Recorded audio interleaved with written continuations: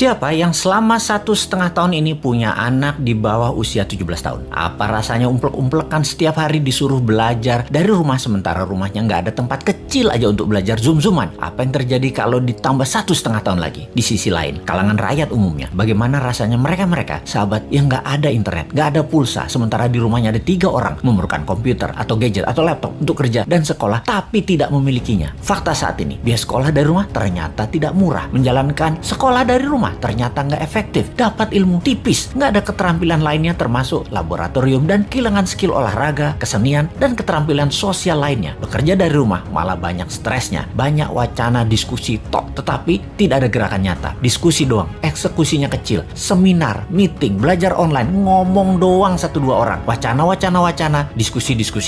Rekening mah minus juga. Saat ini dunia bergeser jauh. Berapa lama kita akan menjadi seperti ini di bawah serangan virus? Jawabannya, kalau gini cara mengelolanya, selamanya, setidaknya sampai tahun 2025. Demikian kata WHO dan World Bank. Waduh, paling cepet 2023 awal deh. Tetap aja lama. Maunya tahun 2021 ini paling lama selesai deh. Vaksin deh tuh 100% orang Indonesia. Pertanyaan lagi, apakah selesai COVID? Ya nggak tahu juga. Menurut Ngana, selesaikah COVID ketika 100% manusia Indonesia sudah divaksin? Jawabannya nggak tahu. Misalnya, manusia setelah divaksin, efeknya tingkat kematian dan fatality-nya menurun. Tetapi tetap bisa kena. Dimana kalau kena ya isolasi mandiri, katakan 10 hari. Setiap hari ada 30.000 orang bergantian bergiliran. Tiap hari ada 30.000. Karena 10 hari di isoman, maka yang dikurung hari itu adalah 300.000 orang per hari yang terkurung gantian sampai 100 juta orang. Gitu ya, 2 tahun itu bisa tercapai. Bisa lebih. Serem amat ya kalau ini terjadi. Untuk mencapai 60% populasi yang benar, ya bisa 2 tahun lagi, mungkin bisa 4 tahun lagi. Kalau hal ini terjadi, maka bukan hanya ekonomi yang ambiar, tetapi keterampilan sosial anak kita, keterampilan lainnya hilang. Bisa terjadi generation gap yang parah, di mana di tahun 2045, 24 tahun lagi, mereka usianya yang sekarang 10-20 tahun itu adalah mereka menjadi tulang punggung angkatan kerja dan usaha. Mereka, bayangkan, tidak punya keterampilan yang mumpuni. Maka angkatan yang usianya 50-70